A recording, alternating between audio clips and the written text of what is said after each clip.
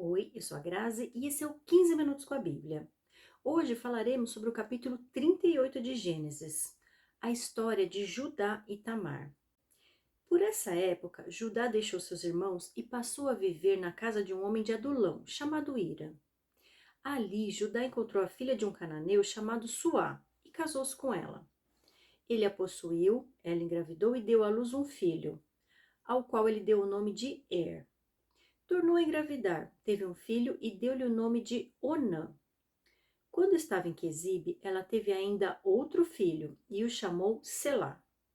Judá escolheu uma mulher chamada Tamar para seu filho mais velho. Mas o Senhor reprovou a conduta perversa de filho mais velho de Judá, e por isso o matou. Então Judá disse a Onã: case-se com a mulher do seu irmão. Cumpra as suas obrigações de cunhado para com ela, e dê uma descendência ao seu irmão. Mas Onã sabia que a descendência não seria a sua. Assim, toda vez que possuía a mulher do seu irmão, derramava o sêmen no chão para evitar que seu irmão tivesse descendência. O Senhor reprovou o que ele fazia e por isso o matou também. Eu costumo dizer que nada do que está escrito na Bíblia está lá à toa. Mesmo quando uma história aparentemente sem conexão aparece no meio de outra, existe sempre uma razão para ela estar lá. Tudo o que precisamos fazer é ligar os pontos.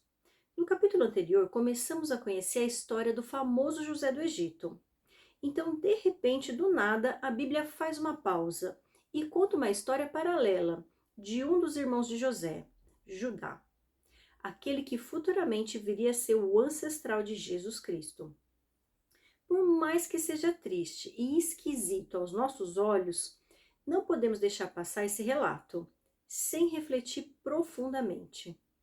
Primeiro, a Bíblia descreve que foi por essa época, ou seja, logo depois que os irmãos venderam José como escravo, Judá toma a decisão de ir embora e morar em Adulão, na casa de um certo homem chamado Ira.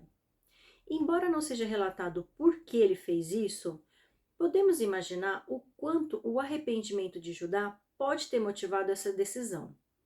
O pai estava quase definhando pela suposta perda do filho favorito. E imagino como Judá devia estar se sentindo, visto que foi ele que deu a ideia de vender José aos ismaelitas. Creio que o remorso era tão grande que ele não podia mais nem suportar estar entre o pai e os irmãos. Por isso, afastou-se da família e foi viver entre os cananeus. Lá se casou com uma estrangeira, contrariando aquilo que Deus ordenava, de não misturar descendência com os povos daquela terra. Tanto essa decisão contrariava a vontade de Deus, que Judá não teve paz, mesmo se afastando da sua família. Seu filho primogênito morreu por conta de sua conduta perversa, assim como o segundo filho, que agiu traiçoeiramente, se negando a dar descendência ao falecido irmão. Não vamos questionar aqui o fato de um irmão se casar com a cunhada e ter filhos no lugar do falecido. Embora pareça absurdo nos dias de hoje, temos que compreender que esse era o costume culturalmente aceito há milhares de anos. Tanto é assim que o Senhor também o matou por conta de reprovar sua atitude. Versículo 11. Disse então Judá a sua nora Tamar: more como viúva na casa de seu pai, até que meu filho Selá cresça, porque temia que ele viesse a morrer como seus irmãos. Assim Tamar foi morar na casa do pai. Tempos depois, morreu a mulher de Judá, filha de Suá. Passado o luto, Judá foi ver os tosqueadores do seu rebanho em Timna, com seu amigo Ira, o adulamita. Quando foi dito a Tamar: seu sogro está a caminho de Timna para tosquear suas ovelhas. Ela trocou suas vestes de viúva, cobriu-se com um véu para se disfarçar e foi sentar-se à entrada de Enaim, que fica no caminho de Timna. Ela fez isso porque viu que, embora Selá já fosse crescido, ela não lhe tinha sido dada em casamento. Existe um princípio que Deus considera muito importante e irrevogável, que é o da aliança. O Senhor é um Deus que cumpre promessas, pode até levar gerações para que elas se cumpram, mas Ele sempre honrará suas promessas. É preciso tomar muito cuidado ao tomar a decisão de se aliançar a alguém. seja em casamento, amizade, negócios ou qualquer tipo de vínculo em que a palavra seja empenhada para cumprir um acordo. A palavra proferida não volta atrás. Ninguém é obrigado a prometer nada, mas se prometeu, é obrigado a cumprir. Sei que na prática isso parece um tanto difícil de acontecer, mas é o que Deus espera de nós. E de uma forma ou de outra, por caminhos retos ou tortuosos, Ele cobrará o cumprimento de nossas palavras. Vemos que o medo fez com que Judá não honrasse a sua palavra com a nora Tamar. Depois de perder 2 filhos que se casaram com a mesma mulher, creio que ele pensou que estava sendo amaldiçoado por conta do que fez ao irmão José. Já dissemos anteriormente que as 3 primeiras armas que o inimigo de nossas almas usa para nos atacar são culpa, vergonha e medo. Creio que Judá era constantemente atormentado por esses 3 sentimentos. E quando permitimos que o inimigo tome conta de nossas atitudes, acabamos por procrastinar e impedir que o propósito de Deus se cumpra através de nós. Perceba que Judá era um dos filhos de Jacó e, portanto, co-herdeiro da promessa de uma descendência numerosa. Mas não é o que está acontecendo aqui. Dos 3 filhos que teve, 2 já haviam morrido, e ele tinha medo de que o mesmo acontecesse ao terceiro. Toda vez que nos movemos ou nos deixamos paralisar pelo medo, nossas decisões acabam sendo equivocadas. O medo de Judá o paralisou e impediu que sua descendência fosse gerada. Note que o medo não resolve o problema, apenas atrasa o cumprimento do propósito. Versículo 15. Quando a viu, Judá pensou que fosse uma prostituta, porque ela havia encoberto o rosto. Não sabendo que era sua nora, dirigiu-se a ela, à beira da estrada, e disse: Venha cá, quero deitar-me com você. Ela lhe perguntou: O que você me dará para deitar-se comigo? Disse ele: Eu lhe mandarei um cabritinho do meu rebanho. E ela perguntou: Você me deixará alguma coisa como garantia até que o mande? Disse Judá: Que garantia devo dar-lhe? Respondeu ela: O seu selo com o cordão e o cajado que você tem na mão. Ele os entregou e a possuiu, e Tamar engravidou dele. Ela se foi, tirou o véu e tornou a vestir as roupas de viúva.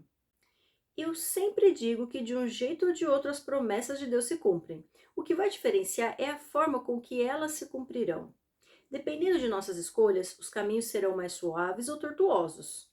Aqui vemos Tamar agir dissimuladamente para conseguir o que queria. Precisamos ter em mente que naquela época, ter um filho era um sinal de grande bênção para uma mulher. E ao negar dar seu filho em casamento a Tamar, Judá estava impedindo que ela fosse abençoada. Então, por meios escusos, ela forçosamente fez com que o sogro desse a ela um filho. Outro ponto que me chama a atenção aqui é o fato de o sogro não saber que aquela era sua nora. Confesso que é muito difícil crer que ele não percebeu quem ela era.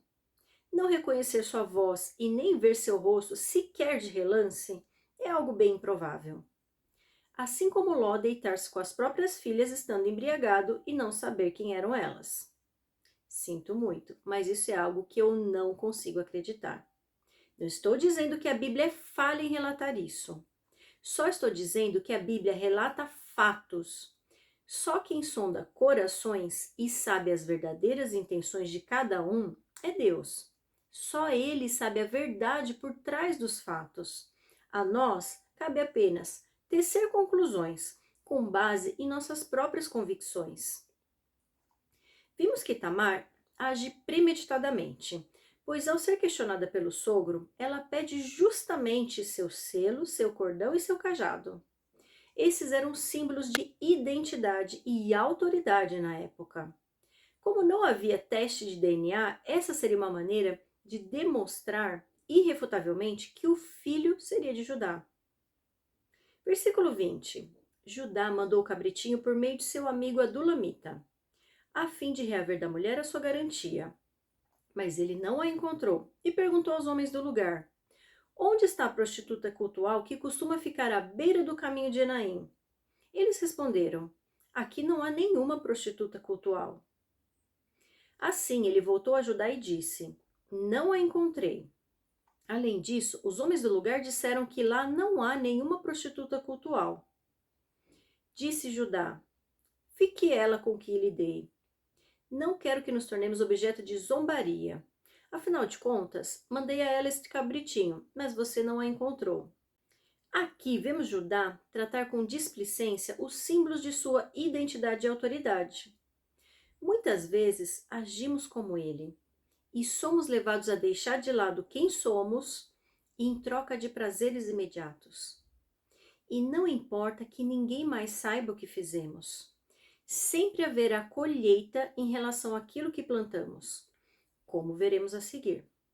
Judá achou que apenas deixar para lá faria com que tudo fosse esquecido e ele não se tornaria objeto de zombaria. Mas nossas ações têm consequências. Versículo 24. Cerca de 3 meses mais tarde, disseram a Judá: sua nora Tamar prostituiu-se e na sua prostituição ficou grávida. Disse Judá: tragam-na para fora e queimem-na viva. Quando ela estava sendo levada para fora, mandou o seguinte recado ao sogro: estou grávida do homem que é dono destas coisas. E acrescentou: veja se o senhor reconhece a quem pertencem este selo, este cordão e este cajado. Judá os reconheceu e disse: ela é mais justa do que eu, pois eu devia tê-la entregue a meu filho Selá. E não voltou a ter relações com ela. Quando lhe chegou a época de dar à luz, havia gêmeos em seu ventre. Enquanto ela dava à luz, um deles pôs a mão para fora. Então a parteira pegou um fio vermelho e amarrou o pulso do menino, dizendo: este saiu primeiro. Mas quando ele recolheu a mão, seu irmão saiu e ela disse: então você conseguiu uma brecha para sair. E deu-lhe o nome de Perez. Depois saiu seu irmão, que estava com o fio vermelho no pulso, e foi-lhe dado o nome de Zerá. Aqui vemos as consequências tanto da omissão quanto da ação de Judá. Ele foi omisso em cumprir sua palavra de dar seu filho Selá em casamento a Tamar, visto que esse já tinha crescido. E falhou ao se deitar com uma suposta prostituta que encontrou pelo caminho. O interessante é quão rápido ele foi em julgar a nora e decretar que fosse queimada viva. Somente depois de perceber que seus pecados eram ainda maiores que o dela, é que ele recuou em seu julgamento. Não é à toa que Jesus ensina que somente os que não têm pecado é que atirem a primeira pedra, pois ele sabe que nenhum de nós pode jogar, visto que ninguém está livre do pecado. Mas um detalhe importante é revelado aqui: Tamar dá à luz gêmeos. Deus foi tão misericordioso que, mesmo por caminhos tortuosos, o Senhor devolveu a Judá os 2 filhos perdidos. Ele dá uma segunda chance a Judá, e através de um desses filhos, Perez, que a ascendência de Jesus será gerada. E o mais interessante é que, assim como aconteceu com Jacó e Esaú, o mais novo prevaleceria sobre o mais velho. Imagine um dos bebês colocar a mão para fora e depois o outro nascer primeiro. Esses detalhes não são mencionados à toa, mas servem para registrar como Deus tem um caráter geracional, que continua a ser propagado através de gerações e gerações. Depois de fazer esse adendo, que será importante lá na frente quando estudarmos a genealogia de Jesus, retomaremos a fascinante história de José do Egito. Eu te espero no capítulo 39.